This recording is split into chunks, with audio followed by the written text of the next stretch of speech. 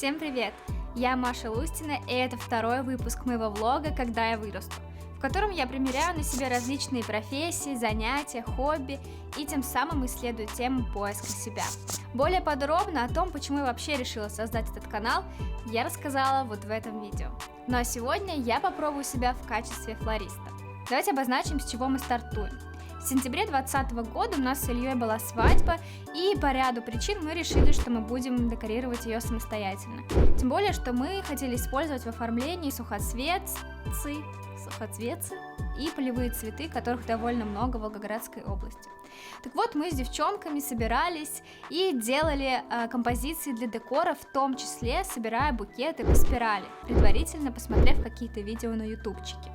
Но букет и бутоньерку жениха мы все же решили доверить профессионалам, а именно цветочной студии «Гипноз», в которую мы сейчас и отправимся. А еще мы отправимся туда потому, что там работает наша подруга Марина, которая сделала эту крутую стоп-моушен заставку.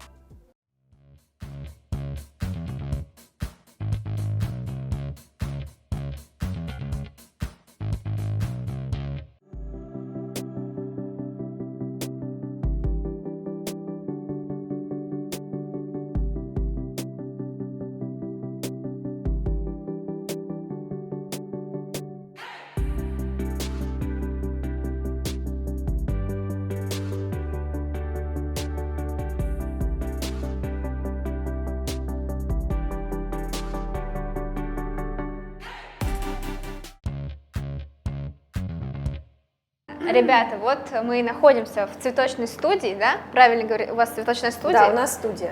В цветочной студии «Гипноз». Напротив меня сидит Ксюша, основатель этой студии, вот, но вместе с этим и основной ее, скажем так, флорист, правильно? Да. Как так вообще получилось, что вот ты сама стала этим заниматься, что ты пришла в эту профессию и выбрала для себя вообще это как какой-то, как бизнес свой, как дело, не знаю, можно ли это назвать дело жизни, как раз расскажи об этом. Можно назвать делом жизни, потому что я абсолютно сознательно выбрала эту профессию. Это был долгий тернистый путь. Не факт то, что если это дело жизни, я останусь в этой профессии, но на данный момент это то, что мне приносит нереальное удовольствие и, надеюсь, приносит не только мне, но и тем людям, которые находятся рядом с «Гипнозом», рядом с нашей цветочной студией. Вот. Если говорить о пути, то он, примерно, наверное, прям конкретно флористикой я начала заниматься лет 8 назад. Начинала я работать с небольшого цветочного магазина и была как наемный флорист. Там же я всему научилась, то есть азам сборки по спирали, чему тебе придется в скором будущем тоже научиться. Классификации цветов, какие бывают цветы, потому что была я абсолютным нулем, ничего в этом не понимала, но у меня появилось очень большое желание, потому что, чего греха таить, цветы — это очень красиво, в любом случае, какой бы ни была тяжелая эта работа, это так красиво, и это всегда захватывает, и это то состояние, которое можно назвать гипнотическим. Вот. Вау! Да, так завернула. Вот это пасхалочка. Вообще во флористике есть, если интересно, 4 направления, наверное, роста для каждого человека, который с этим столкнулся. Первое — это наемный рабочий, флорист, который работает в студии, собирает букеты, и в дальнейшем он этим и занимается. То есть он, естественно, достигает нереального мастерства, если он постоянно развивается, становится топовым, и то есть студия за него очень так держится. Да. Это первый путь. Второй путь развития — это фриланс. Это супер путь, он очень тоже крутой, потому что когда твои умения тоже на высоте, ты абсолютно не привязан к месту работы. Как это? Я пока не могу понять. Есть база флористов-фрилансеров, где различные организации, которые занимаются именно оформлением торжеств, праздников, свадеб, то есть любых вообще мероприятий, где задействованы именно цветы, они могут пригласить такого человека к себе в команду. Третье направление – это руководитель студии. Человек, которым сейчас я являюсь, да, который вот именно, больше уже его можно отнести к организатору, к бизнесмену, вот, он немножко находится над процессом, там, сборок букетов и так далее, вот, он занимается цветочным бизнесом. Четвертое направление – это обучение, то есть это Человек, опять же, который достиг чего-то, он может стать мастером сам и обучать в дальнейшем других людей, да. Очень структурированно. Это то, что я люблю очень сильно. Структура. Да. Хорошо. Допустим, вот меня очень вдохновили твои слова, и я решаю, что я хочу начать, я хочу попробовать. Что мне вообще стоит сделать вначале? Не знаю, может быть, посмотреть, почитать, или куда мне обратиться, чтобы меня научили? Вот где этому можно научиться? На данный момент у нас существует в России достаточное количество флористических школ.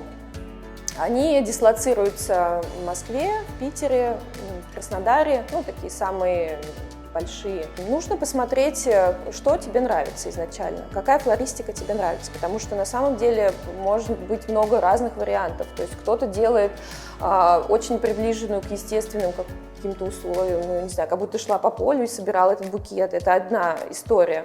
Может быть, это что-то более такое в стиле поп-арт, да, яркое, связанное с какими-то промышленными вообще включениями, то есть цветы плюс, не знаю, бумага, картон, еще что-то, то есть немножко другой стиль. Определиться со стилем, что тебе нравится. И в зависимости от того, что тебе нравится, ты находишь флористическую школу и отправляешься туда учиться.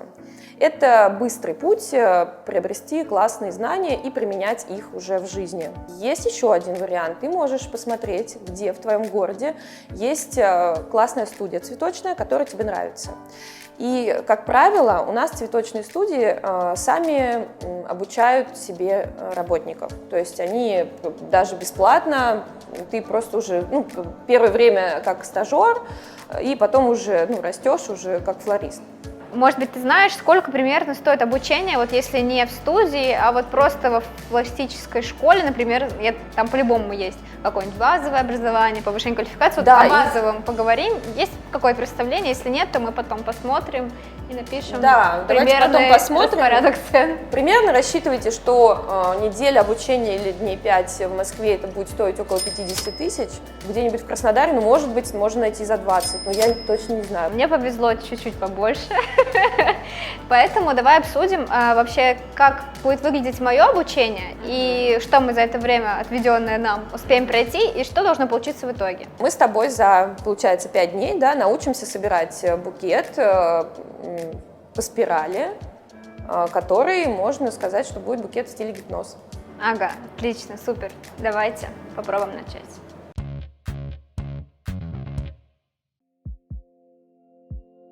Для того, чтобы нам начать собирать букет, нам нужно, чтобы наши стебли были очищены. Помимо того, что у них разные стебли, у них еще по-разному строится само растение цветка, да? И сам цветок, он пьет через стебель. То есть вот через вот это вот все он не пьет уже. Здесь тоже очень плохая ситуация. Ситуация очень плохая. В смысле, он еще такой, как бы водянистый, сильный, и он может сломаться. Да, и невооруженным взглядом понятно, что когда флорист собирает букет, перед ним еще стоит сложная задача, это помимо сочетания цветов, цвета, формы и так далее, это вместе все собирать разные стебли. Про инструменты. Первые инструменты флористки, естественно, это секатор. Так, а где мой секатор? Вот и все, и нету. Почему секатор? Потому что он минимально наносит вред, не травмирует растения. Он должен быть острый, он должен быть чистый. Я пользуюсь японской фирмой Ars. Прошел уже 8 марта, 14 февраля, когда у тебя, ты, Эдвард, руки-ножницы, и при всем при этом он остался в лучшей, в идеальной форме. Я его ни разу не затачивала, прям вот советую всем. Помимо всяких добавок в воду, кризала называется, это добавка, которая продляет жизнь. Такой. Это реально помогает таким цветам, как сирень, гортензия, они очень подвержены усыпанию, не знаю, как это назвать. В общем, стремятся быстрее улететь на небеса, поэтому им можно помочь, остаться здесь с нами.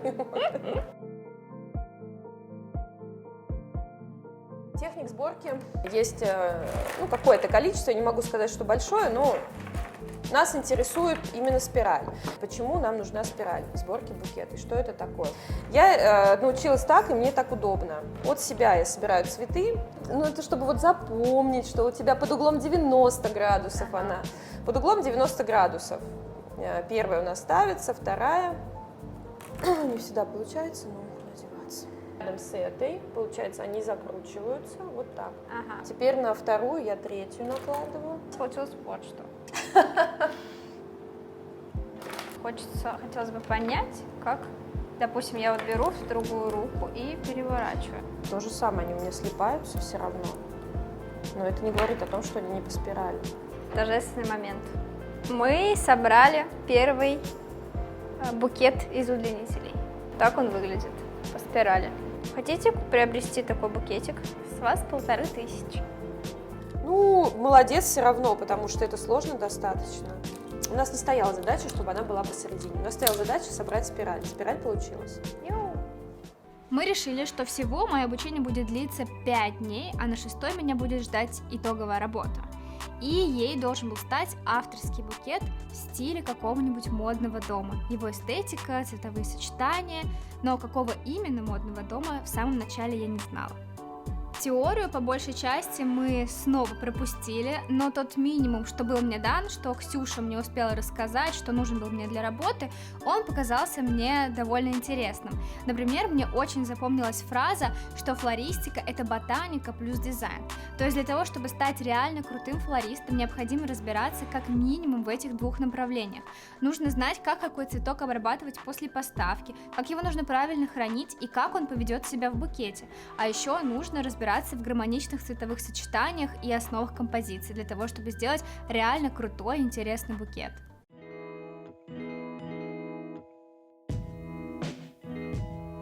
Сегодня день второй, мы разбираем поставку.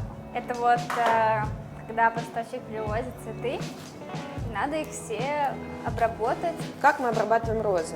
Смотри, Это берем стебель, мы убираем с розы все нижние листики.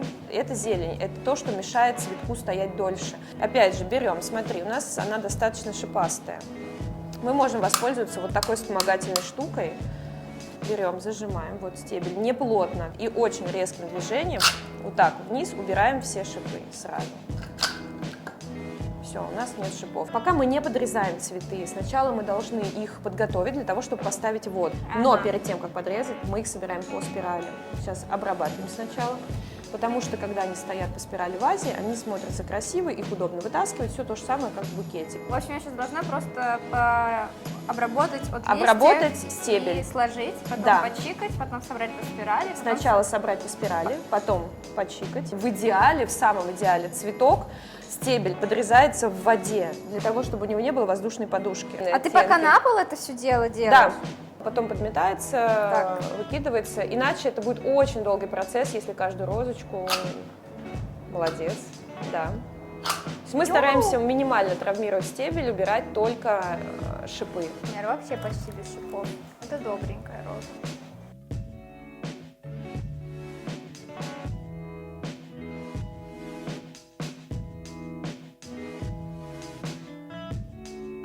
Как называется эта штука? Шиподерка? Да. Так. Разобрали уже фисташку. Еще мы разобрали розы. И у нас оказался один обманщик.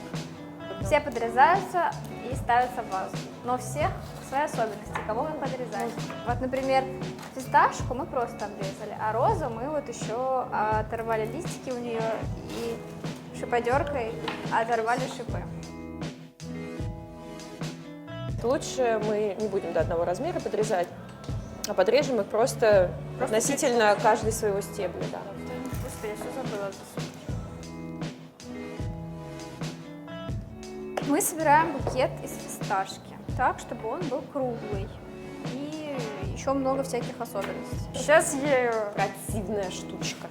Это отличный способ для новичков тренироваться, потому что фисташка все вынесет. Я тренировалась на гвоздиках, но у них такие стебли, которые могут поломаться вообще за 5 секунд. И, естественно, я как новичок поломала 500 гвоздик, мне сказали, ну, все нормально, не парься. А я плакала в подушку потом. Неплохо. Дай-ка посмотрю твою спираль. А там ситуация help, да, ситуация SOS. Ты увлеклась формой, и вот эти у нас пошли крест-накрест сюда. То есть они, получается, зажали в конце, вот этих наверное, ребят, и теперь мне очень сложно, да, что-то отсюда вот особенно рядом стоящее вытащить очень сложно. Так, теперь у нас следующий уровень. мы будем расставлять материал в букете. Сейчас мы собираем самый простяцкий в мире букет из роз. Там будут только розы и фисташка. В центр ставим розу. Далее мы расставляем фисташку. У нас будет пышный букет, розы будут в самом центре. В целом можно, конечно, делать и наравне фисташку, но это как бы моветон уже такой стиль, который никто не пользуется. У нас должен получиться, опять же, круглый букет. Мы тут особо не изощряемся.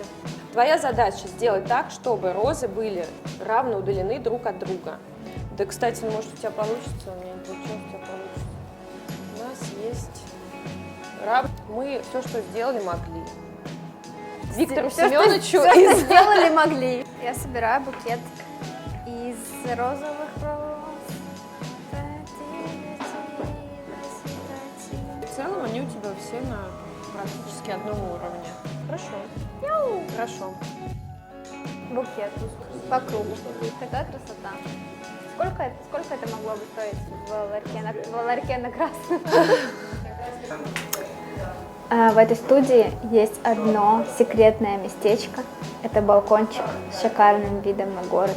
Пойдемте посмотрим.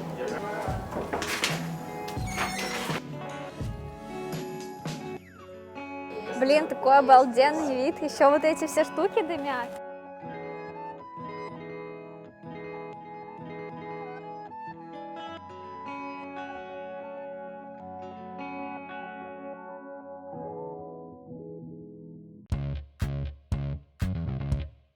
Первые 2 дня все шло довольно хорошо, мой опыт сборки букетов на свадьбу давал о себе знать. В 3-й и 4-й день мы продолжали учиться собирать букеты, мы разбирали, из каких составных частей он состоит, как цветы должны вообще чувствовать себя в букете. Ксюша говорила, что они должны как бы дышать, то есть они должны быть так слеплены друг с другом, у каждого цветка должно быть свое пространство. И сначала я собирала букеты на технической зелени, потом только меня допустили до живых цветов, это был монобукет из роз, после чего мне уже доверили разные цветы, которые уже нужно было как-то расставлять в букете.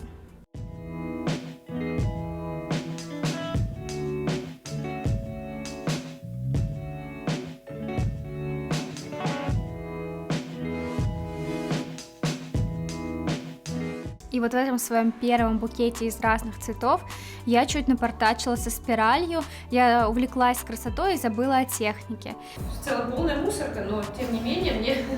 Похоже на моем букете. Да, полная мусорка. Но в целом дальше все шло довольно хорошо, Ксюша хвалила мои букеты, но я собирала их довольно долго, и у цветов был прямо такой серьезный стресс, без воды они начинали прям приунывать, так что мне нужно было работать над скоростью и над техникой. Так как в целом все шло довольно хорошо, наверное, я немного подрасслабилась, и тут меня ждала беда, о которой я не могла подумать, это упаковка. И то ли в этот день я слишком устала, то ли это было слишком тяжело для меня, но, скажем так, я это оставила, и мы решили начать с этого следующий день. Кстати, упаковку я тоже тренировала на технической зелени, чтобы не подвергать цветы стрессу.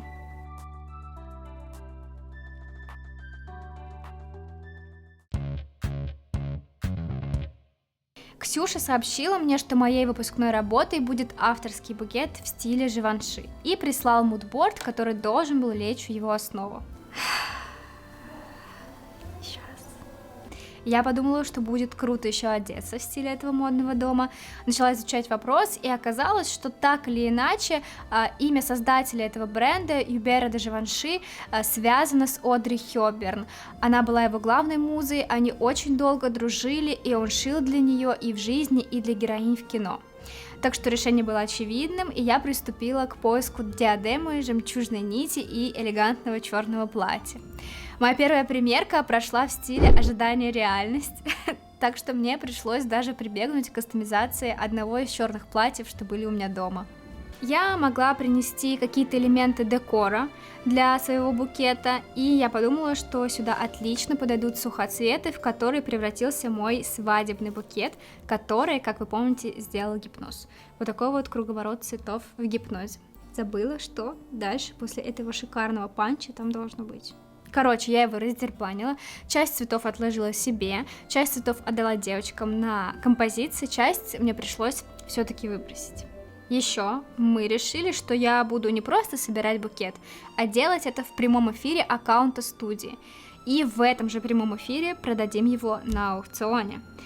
Это, конечно, добавило мне волнения и задора. Ладошки были потными. Реально потными.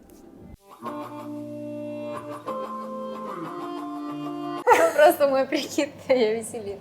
Вопрос такой. Мы его, к сожалению, не обсудили в начале, но это важный момент. Вы же позиционируете себя как студия авторских букетов. Да. Вот, расскажи, что такое авторский букет, ну, как бы именно вот, да, что это значит? Для нас авторский букет значит уникальный букет, собранный под конкретного человека, под конкретное какое-то мероприятие, от какого-то другого конкретного человека. То есть это очень-очень узкоспециальный, назовем его так, букет. Авторский букет в принципе, ну есть же, да, такая терминология. И вот авторский букет гипноза, в стиле гипноз, ты говоришь, вот какая, есть ли разница или какое-то понятие Конечно. шире? Ну да, если говорить про гипноз, то это конкретно то, как мы видим букет, как нам кажется красивым сочетание определенных цветов и так далее, то, про что я сказала. Если в широком смысле авторский букет, то это, да, уникальная вещь, которая одна в своем роде, она больше не повторится, потому что даже в рамках одного сорта цветов одного и того же могут быть абсолютно разные оттенки, а что уж говорить тогда в сборном букете, где много разных цветочков фигурирует, ну, то есть это практически невозможно. Мы в своей работе, то есть, используем большое количество экзотических растений, да, таких, скажем, труднодоступных, которые вообще даже в России не растут. Помимо этого мы стараемся использовать и то, что растет у нас в нашей степи, популярный сухоцвет, да, можем вот наблюдать их здесь. Помимо этого используем то, что растет в России, но не растет, допустим, в Волгограде, например, цветок из Краснодара. Букет один собирается, ну, грубо говоря, со всего мира. Что ты можешь сказать по тому, что у нас с тобой получилось? Абсолютно честно можешь сказать, что, не знаю, было так, что было не так, и вообще вот если я вдруг в конце передачи решу, что я, например, становлюсь флористом, у меня получится? Да, несомненно, получится. Но смотри, Маш, самое главное, что самый большой твой бонус, то, что у тебя было большое желание. Вообще, в целом, я хочу сказать про твой проект, то, что он достаточно, не то, что даже достаточно, он в принципе уникальный. И когда ты про него сказала, мне он очень понравился. То есть это круто попробовать на себе какое-то количество профессий, прикоснуться, потому что я считаю, ты вот касаешься как бы каждой профессии. Сложно сказать, что я их осваиваю. Да, ты прикасаешься, но это же так здорово, и поэтому за то время, которое у нас было, я считаю, мы сделали по максимуму. Букет у нас получилось составить, да. А вот с упаковкой? Да. Ну прям чтобы уверенно. Чтобы уверенно, нет, да. А чтобы экспериментально? Ну и что, это экспромт. Мы же не на кастинге, там, я не знаю, флористов мирового уровня, да даже если так, все относительно. Люди сами придумали правила, какой должен быть букет, почему его там собирать по спирали. Да, мы этому следуем, но вообще мы же можем быть crazy, создать что-то там в своем стиле абсолютно и назвать это кукушонок. Вот, пожалуйста, это кукушонок, я считаю, он красивый. Пожалуйста, собери потом букет, который, по-твоему, выглядит как кукушонок. Вот здесь увидите кукушонка. Вот здесь будет, да, картиночка кукушонка. Мы обязательно анонсируем букет кукушонок, да, в стиле гипноз. Типичный букет кукушонок.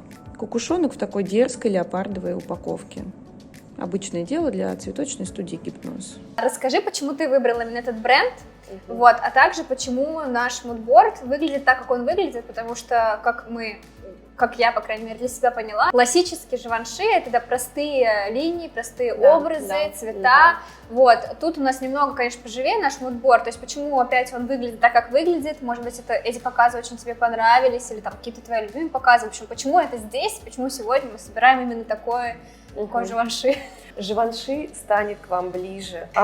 Почему я выбрала именно этого человека, этого дизайнера? Русский человек знает его со стороны немножко даже не дизайна, именно одежды, да, костюма, а со стороны парфюма, ароматов и так далее. Но этот человек начал свое дело совсем с других вещей.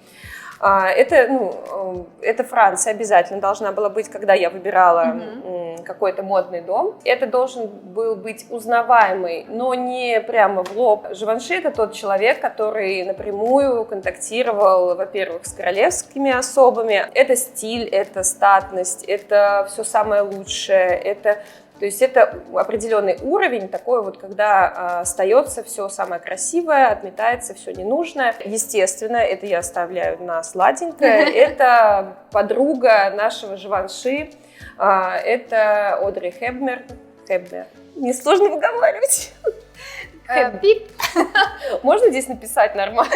А я буду рот открывать. И фотографию. Это очень классная актриса, женщина и, можно сказать, законодатель стиля. Именно Живанши создал то самое маленькое черное платье. То есть это все-таки Это был он, да, это был он. И она была, мы сейчас говорим про Одри, его поклонницей, а он ее поклонником, поэтому, вот этот союз, он тоже очень такой нежный, очень трогательный, и поэтому ее я тоже добавила на мудборд, чтобы это как-то это тоже отражалось в букете. Почему там в мудборде не супер там все просто, да, и лаконично? Там отсутствие каких-то принтов в одежде, каких-то очень сложных конструкций. То есть чем мне импонирует этот человек, что Живанши, он всегда выбирал что-то простой путь, но с какой-то маленькой изюминкой. Наверное, поэтому лег глаз на него. Поэтому я выбрала его. И вообще, Маш, твой образ, он все равно у меня ассоциируется не то, что с этим модельером, да, а с тем, что он делает. Поэтому ты очень гармонично сейчас вписалась. Да. Человек не может выговорить Одри Хепберн. Я признаюсь, Одри Хепберн. Я оставлю это здесь себе как напоминание. Прекрасно. Большая шпаргалочка. Что Гипноз сделал свадебную флористику, свадебный букет и бутоньерку. Бутоньерка выжила, а букет вот. Это мой свадебный букет, он разобран. Сегодня флористика с Дмитрием Губерниевым.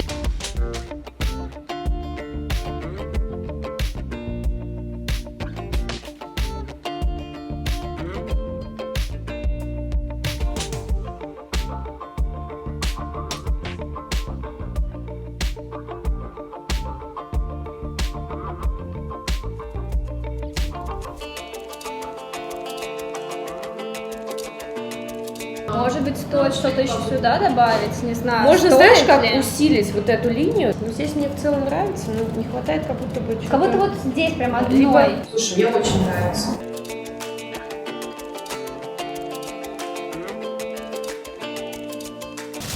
Я пока помогаю, как помощник флориста, немножко подготовиться к упаковыванию.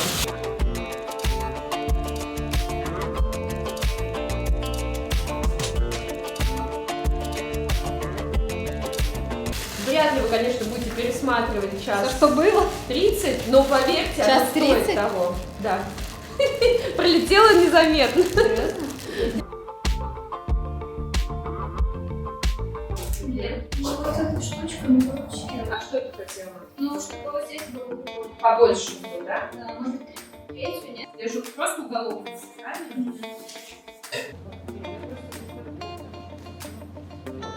Уху!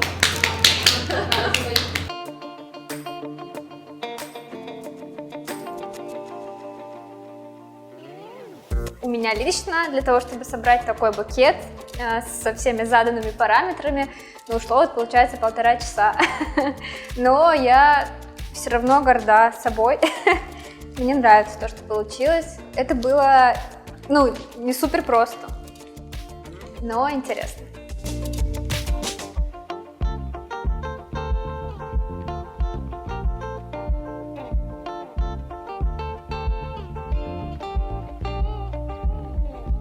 Я собирала букет 1,5 часа.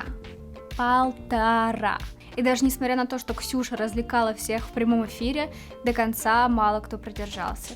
И мы решили перенести аукцион в пост в Инстаграме, и мое творение ушло с молотка за 2500 рублей. Ну что, подведем мои личные итоги. Первое. Флористика — это очень-очень-очень красиво. Я прям получала эстетическое удовольствие, находясь в студии и собирая букет. Второе. Вам понадобятся сильные руки, особенно кисти и запястья. Мы даже шутили с Ксюшей, что можно тренироваться дома на эспандере. Реально сильно затекают руки, особенно когда ты новичок и очень долго собираешь букеты. Перебивка. Потому что я не могу долго держать мысли. В этой профессии творчество сопряжено с системным подходом, базой знаний и физическим навыком, который нарабатывается в процессе многократного повторения. Я думаю, что если бы я занималась подольше, например, 2 недели, я смогла бы собрать такой же букет, минут за 20, даже с учетом упаковки. Эта профессия далась мне чуть легче, чем профессия бариста, возможно, мне как-то помог мой, пусть небольшой, но личный опыт, который у меня был. Еще я решила, что я пока не буду давать такое, конечное заключение, мое это или не мое. Я буду продолжать пробовать, чтобы приобрести мозги. Я продолжу свой социальный эксперимент, чтобы получить как можно больше различного опыта и больше сравнительной базы. Поэтому в следующих выпусках я буду пробовать себя в качестве художника, кондитера, керамиста и тату-мастера. Подписывайтесь, чтобы не пропустить. И еще пишите, пожалуйста, в комментариях, чего бы вам хотелось побольше видеть в этих выпусках. Может быть, процесса, может быть, каких-то моих, впечатлений, какого-то моего опыта, или, может быть, каких-то рекомендаций от специалистов и тех, кто уже работает в той или иной профессии. Спасибо за ваш просмотр, ставьте лайки, подписывайтесь на канал, особенно если вы попали на это видео случайно. С вами была Маша Пушка, до встречи в следующих видео. Руки!